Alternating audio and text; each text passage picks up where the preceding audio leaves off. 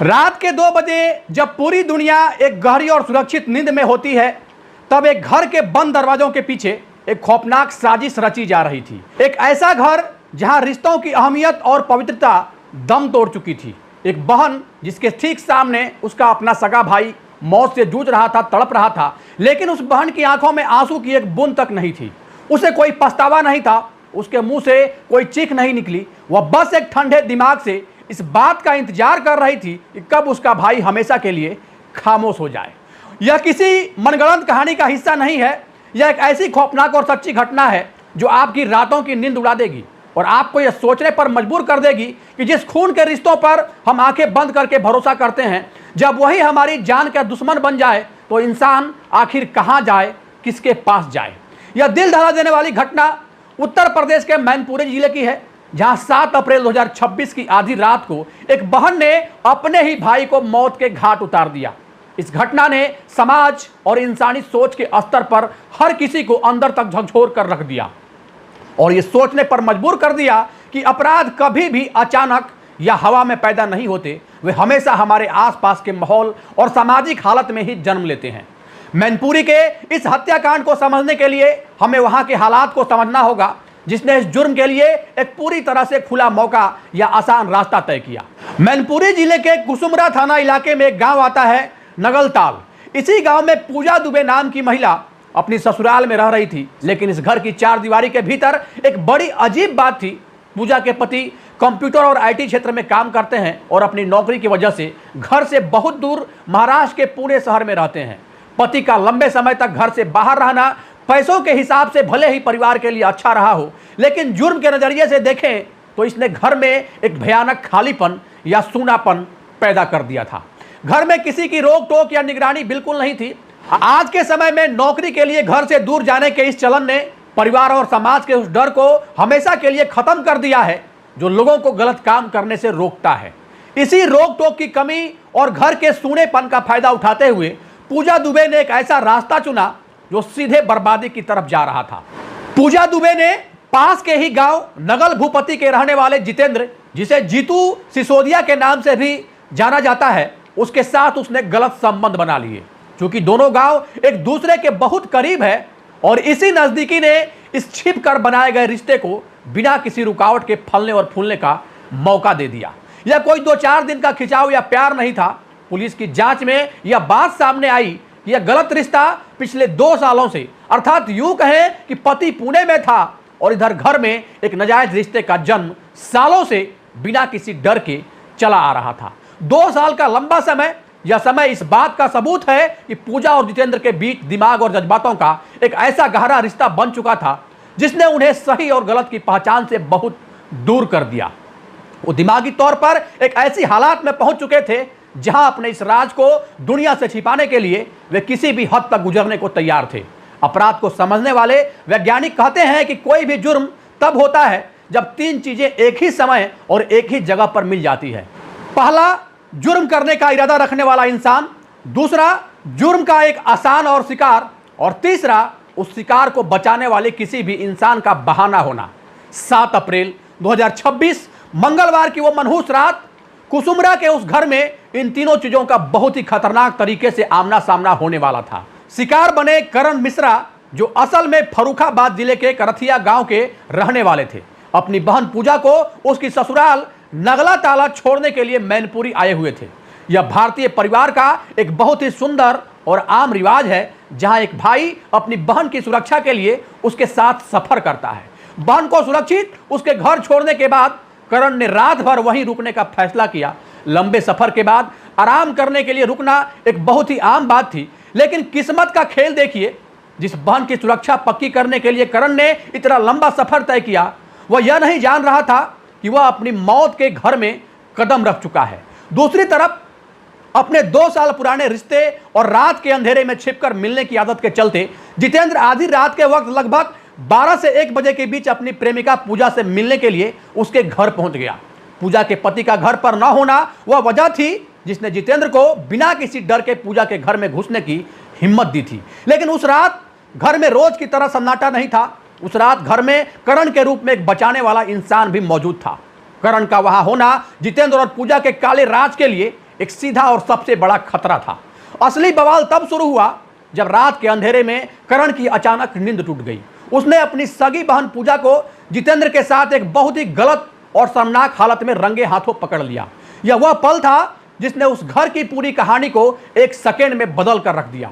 गांव और छोटे शहरों के समाज में एक शादीशुदा औरत के किसी गैर मर्द से रिश्ते का राज खुलना केवल उसके चरित्र का गिरना नहीं माना जाता, बल्कि यह पूरे परिवार की इज्जत के लिए एक बहुत ही बड़ी चोट होती है। करण का इस 2 साल पुराने राज को जान लेना पूजा और जितेंद्र के लिए समाज में मुंह न दिखा पाने जैसी स्थिति थी। उन्हें लगा कि अगर यह गलत रिश्ता गांव और परिवार के सामने आ गया तो उन्हें भारी बेइज्जती और समाज से निकाले जाने का सामना करना पड़ेगा। या तो वे इस बदनामी का सामना करते और अपनी गलती मान लेते, या फिर उस इकलौते पड़े इंसान को हमेशा के लिए रास्ते से हटा देते जिसने उनका यह राज जान लिया था। इस मौके पर अपराधियों के दिमाग ने खतरों को गलत तरीके से तौलना शुरू कर दिया। समाज की नजरों में मरने और बेइज्जत होने से बचने के लिए उन्होंने एक इंसान की जान लेना ज्यादा सुरक्षित समझा। उन्होंने खुद को और अपनी इज्जत को बचाने के लिए खून खराबे का रास्ता चुन लिया, जो उनके हिसाब से उस वक्त का सबसे सही और उपयुक्त फैसला था। इस गंदे राज के खुलते ही घर के अंदर एक जोरदार हाथापाई और लड़ाई शुरू हो गई। पुलिस की पूछताछ के दौरान पूजा ने खुद को बचाने के लिए शुरुआत में जो झूठी कहानी बनाई थी, उसमें उसने इस लड़ाई की बात को रात का अंधेरा और रंगे हाथों पकड़े जाने का वो पल बहुत ही बढ़ा चढ़ा कर बताया था। पूजा का कहना था कि भाई करण और प्रेमी जितेंद्र के बीच मारपीट हो रही थी। वह बीच बचाव करने की कोशिश कर रही थी और इसी छीना झपटी में गलती से गोली चल गई। हालांकि पुलिस और साइंस के सबूतों के सामने यह कहानी पूरी तरह झूठी साबित हुई, लेकिन इससे यह बात जरूर पक्की होती है कि हत्या से ठीक पहले वहां एक भयंकर मारपीट जरूर हुई थी। और इसी मारपीट के दौरान जितेंद्र ने एक हथियार निकाल लिया, एक देसी पिस्तौल, जिसे आम भाषा में हम तमंचा कहते हैं। जरा इस बात पर गौर कीजिए, जितेंद्र का आधी रात को हथियार लेकर अपने प्रेमिका के घर जाना जुर्म को समझने के लिहाज से बहुत बड़ी बात है। यह इस डरावने सच को सामने लाता है कि जितेंद्र किसी भी अचानक आने वाली रुकावट या खतरे से निपटने के लिए पहले से ही पूरी तैयारी करके आया था। वह खाली हाथ नहीं था। लड़ाई जब बहुत ज्यादा बढ़ गई तो जितेंद्र ने तमंचे से गोली चला दी। गोली सीधे करण मिश्रा के पेट में जा लगी। पेट में लगी यह पहली गोली जानलेवा जरूर थी, लेकिन इससे करण की तुरंत मौत नहीं हुई।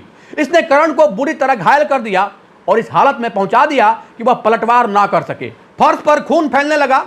इस बेहद अहम और दिल दहला देने वाले पल में पूजा दुबे का बर्ताव उसकी खौफनाक सोच को दिखाता है। अपनी आंखों के सामने अपने ही घर के फर्श पर अपने सगे भाई को गोली लगते और दर्द से तड़पते देखने के बावजूद उसने कोई दुख या दया नहीं दिखाई। उसने न तो शोर मचाया, न पुलिस को फोन किया और न ही एम्बुलेंस या डॉक्टर को बुलाया। यह बर्ताव इस बात का जीता जागता सबूत है कि इंसान जब सही गलत भूल जाता है तो उसकी इंसानियत कैसे पूरी तरह लगातार मरती जाती है। करण के साथ जो हुआ वह बहुत ही दर्दनाक है। वह उस घर में कोई दुश्मन या चोर बनकर नहीं आया था, वह तो अपनी बहन की रक्षा करने आया था। अपनी बहन के घर की 4 दीवारी के अंदर जो उसके लिए दुनिया की सबसे सुरक्षित जगह होनी चाहिए थी, वही उसे अपने ही परिवार के इंसान द्वारा बेरहमी से मारा जा रहा था। जब करण बुरी तरह घायल हो गया तो हत्यारों के सामने अब सबसे बड़ी चुनौती उस सबूत को, उस तड़पते हुए शरीर को मौके वारदात यानी पूजा के घर से दूर ले जाने की थी। इसलिए एक बहुत ही बेरहम तरकीब अपनाई गई।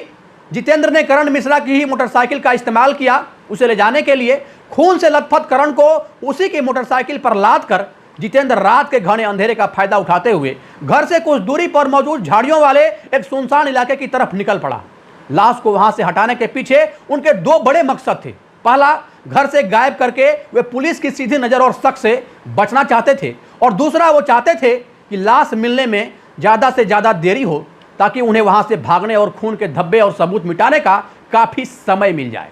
झाड़ियों के पास पहुंचने के बाद जितेंद्र ने जो किया वो इस पूरी घटना को गलती से हुई हत्या या हाथापाई की कहानी से बाहर निकालकर ठंडे दिमाग से की गई पक्की हत्या साबित कर देता है। यह पक्का करने के लिए कि करण किसी भी हालत में जिंदा न बचे और भविष्य में उनके खिलाफ गवाही देने के लिए खड़ा न हो सके, जितेंद्र ने तमंचे से एक और गोली करण के सिर में दाग दी। पहली गोली लगने और दूसरी गोली मारने के बीच जो वक्त बीता, उसे वहां ले जाने में जो समय लगा, वह यह साबित करता है कि जितेंद्र के पास रुकने और सोचने का पूरा समय था। जिस समय जितेंद्र करण के शरीर को झाड़ियों में ठिकाने लगाने और उसे पूरी तरह खत्म करने का खौफनाक काम कर रहा था, उसी समय इस पूरी साजिश की मुख्य मास्टरमाइंड पूजा दुबे अपने घर पर एक अलग ही काम में लगी हुई थी। करण को पेट में गोली लगने की वजह से घर में फर्श पर बहुत सारा खून बह रहा था। आधी रात के सन्नाटे में पूजा ने बहुत ही ठंडे दिमाग से फर्श पर फैले उस खून को पानी और साफ सफाई के सामान से धोना शुरू कर दिया। अपने सगे भाई के खून को अपने ही हाथों से धोना एक ऐसा काम है जो यह बताता है कि इंसान के अंदर की भावनाएं पूरी तरह से खत्म हो चुकी है। पूजा का यह बर्ताव यह साबित करता है कि वह किसी घबराहट या सदमे में नहीं थी, बल्कि वह एक सोची समझी चाल के तहत काम कर रही थी। उसका इकलौता मकसद पुलिस की जांच को भटकाना और मौके से सबूत को मिटाना था। जब घटना के बाद पुलिस ने शुरुआती पूछताछ शुरू की तो उसने बहुत ही चालाकी से एक झूठी कहानी सुनाई। वह चाहती थी कि जुर्म हल्का लगे और यह हत्या के बजाय एक हादसा जैसा दिखे। अगर पुलिस की जांच में सिर्फ पेट की गोली का पता चलता और कोई आंखों देखा गवाह वहां नहीं होता तो अदालत में वे लोग इसे गलती से चली गोली बताकर आसानी से बच सकते थे। लेकिन अपराधियों का यह चालाकी भरा जाल टूटना तय था और यह पर्दाफाश एक ऐसे गवाह की वजह से हुआ जिसके बारे में उन्होंने सपने में भी सोचा नहीं था। पूजा और जितेंद्र अपनी हत्या की साजिश और सबूत मिटाने के खेल में एक बहुत बड़ी और जानलेवा गलती कर गए थे। वे इस बात को बिल्कुल भूल गए कि घर में एक और इंसान जाग रहा था और अपनी आंखों से सब कुछ देख रहा था। वह आंखों देखा गवाह कोई और नहीं बल्कि खुद पूजा का अपना 10 साल का बेटा ऋतिक था। आधी रात के उस कूप अंधेरे में उस छोटे से बच्चे ने जो भयानक नजारा देखा वह किसी भी इंसान के दिमाग को हिला देने वाला था। उसने सिर्फ एक अजनबी को अपने मामा के साथ खून के धब्बे मिटाती एक कातिल बहन को लड़ते और गोली मारते नहीं देखा, बल्कि उसने अपनी सगी मां को उस कातिल का साथ देते और बाद में मामा के खून को फर्श से साफ करते हुए भी देखा। एक मां द्वारा किए गए इस तरह के खौफनाक काम का उस बच्चे के कोमल दिमाग पर जिंदगी भर के लिए एक बहुत बुरा असर पड़ता है। फिर भी अगली सुबह ऋतिक ने जिस गजब की हिम्मत और सच्चाई का सबूत दिया वह पुलिस की पूरी जांच के लिए एक बहुत बड़ी कामयाबी साबित हुआ। अपनी मां से बिल्कुल अलग, जिसके पास दुनिया से छिपाने के लिए खौफनाक और खूनी राज था, उस बच्चे के पास बताने के लिए सिर्फ एक कोरी सच्चाई थी। उसने पास पड़ोस के लोगों और बाद में पुलिस के सामने पूरी की पूरी कहानी ज्यों की त्यों सुना दी। ऋतिक ने साफ साफ बताया कि कैसे आधी रात को जितेंद्र नाम का आदमी उनके घर आया, कैसे उसका मामा के साथ झगड़ा हुआ, कैसे उसने मामा को गोली मारी और कैसे उसकी मां पूजा ने इस पूरे मामले में जितेंद्र की मदद की। कहते हैं ना, कभी कभी सबसे छोटा गवाह सबसे बड़ा और कड़वा सच बोल देता है। बच्चे की यह गवाही पुलिस और अदालत के लिए एक ब्रह्मशस्त्र साबित हुई। इस एक गवाही ने पूजा की बनी हुई हाथापाई और गलती से चली गोली की पूरी झूठी कहानी को एक ही झटके में तहस नहस कर दिया। बच्चे के इस सच को सामने लाने के बाद मैनपुरी पुलिस और खास तौर पर किसनी थाना पुलिस ने बहुत ही प्रोफेशनल तरीके से और तेजी से काम किया। कानूनी कार्रवाई की शुरुआत मृतक करण मिश्रा के दूसरे भाई मोहित मिश्रा की तरफ से लिखाई गई एफआईआर के बाद हुई। मोहित मिश्रा ने अपनी शिकायत में सीधे तौर पर पूजा दुबे, जितेंद्र सिसोदिया और जितेंद्र के भाई सत्येंद्र का नाम लेते हुए हत्या का मुकदमा दर्ज कराया। रिपोर्ट में जितेंद्र के भाई सत्येंद्र उर्फ जूली का नाम होना यह दिखाता है कि पुलिस और शिकायत करने वाले परिवार को यह पक्का शक था कि इस पूरी साजिश में या फिर तमंचा लाने में जितेंद्र के भाई का भी कहीं ना कहीं हाथ जरूर रहा होगा। किसनी थाने के इंचार्ज छत्रपाल सिंह और उनकी टीम ने बिना वक्त बर्बाद किए शुरुआती कीमती समय का सही इस्तेमाल करते हुए तुरंत मौके से सारे जरूरी सबूतों को सुरक्षित कर लिया। पुलिस ने उस छोटे बच्चे के बताए हुए रास्ते और अपनी जांच के आधार पर झाड़ियों के बीच से करण मिश्रा की लाश को भी ढूंढ निकाला। लाश का पोस्टमार्टम इस पूरे केस का सबसे बड़ा और पक्का सबूत बना, जिसमें पेट में गोली लगने के साथ सिर में मारी गई गोली की पुष्टि हो गई। इससे यह पूरी तरह साबित हो गया कि यह मर्डर पहले से तय था और बहुत ही बेरहमी से किया गया था। जांच टीम ने तेजी दिखाते हुए हत्या में इस्तेमाल किया गया देसी तमंचा भी बरामद कर लिया। इसके साथ ही कातिलों के खून से सने कपड़े भी मिल गए। वह मोटरसाइकिल भी पुलिस ने अपने कब्जे में ले ली, जिसका इस्तेमाल लाश को झाड़ियों तक ढोने के लिए किया गया था। पुलिस के पक्के सबूतों और बच्चे की गवाही के सामने अपराधियों के पास बचने की कोई भी गुंजाइश नहीं बची थी। मैनपुरी पुलिस ने मुख्य आरोपी पूजा दुबे और उसके प्रेमी जितेंद्र सिसोदिया को गिरफ्तार कर लिया और उन्हें जेल भेज दिया। पुलिस की इस बड़ी कामयाबी की जानकारी गुरुवार 9 अप्रैल 2026 को पुलिस लाइन के हॉल में बुलाई गई एक प्रेस कॉन्फ्रेंस में दी गई। मैनपुरी के पुलिस कप्तान एसपी गणेश प्रसाद शाह ने मीडिया वालों के सामने इस पूरी घटना का एक एक राज खोला और बताया कि कैसे एक नाजायज रिश्ते ने एक सगी बहन को अपने ही भाई का कातिल बना दिया।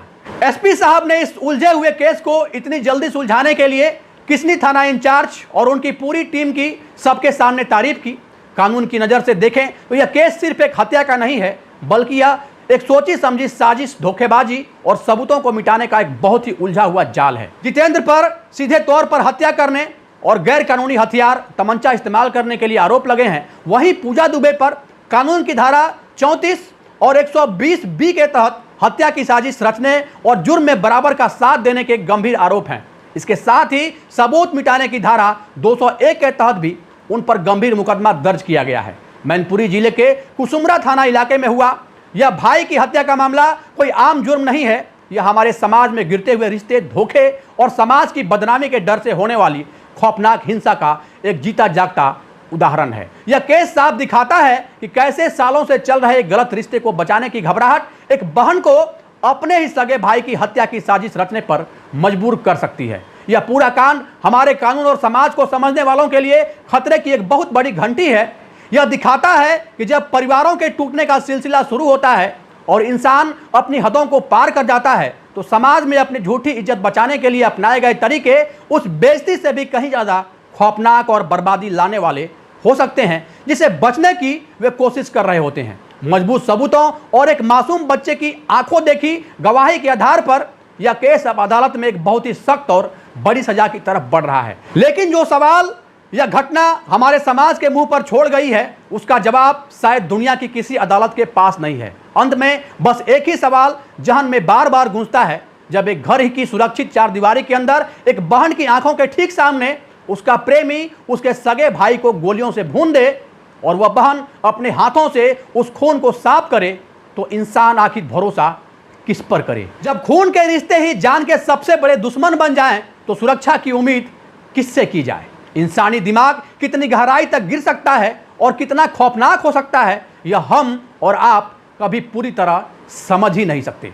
दोस्तों, इस घटना को बताने का उद्देश्य किसी को परेशान करना नहीं, किसी के भावनाओं को आहत करना नहीं, किसी के अंतरात्मा को चोट पहुंचाना नहीं, बल्कि आपको सचेत करना है, आपको जागरूक करना है। साथ ही हमारा उद्देश्य है उस कड़वे सच से पर्दा उठाना भी, जो हमारे ही समाज के बंद दरवाजों के पीछे हमारे ही आसपास कहीं पल रहा है। जुर्म की असली जड़ों और उसके पीछे छुपी हुई इस खौफनाक सोच को समझना बहुत जरूरी है, ताकि हम और आप समय रहते सतर्क रह सकें। अगर इस केस की सच्चाई ने आपको अंदर तक हिला दिया और अगर आपको लगता है कि समाज की इन काली सच्चाइयों को दुनिया के सामने आना चाहिए, तो इस वीडियो को लाइक जरूर करें।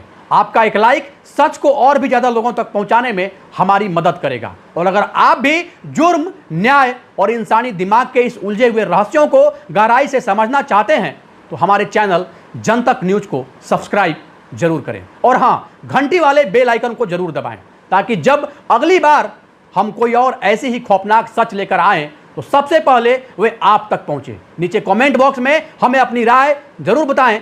आपके नजरिए से इस पूरी घटना में सबसे बड़ा मुजरिम कौन है? क्या वह सिर्फ एक इंसान या अंदर से खोखला हो चुका हमारा समाज? बहुत जल्द हम मिलेंगे आपसे अगले एपिसोड में एक और गहरी, सच्ची और दिल दहला देने वाली डॉक्यूमेंट्री के साथ।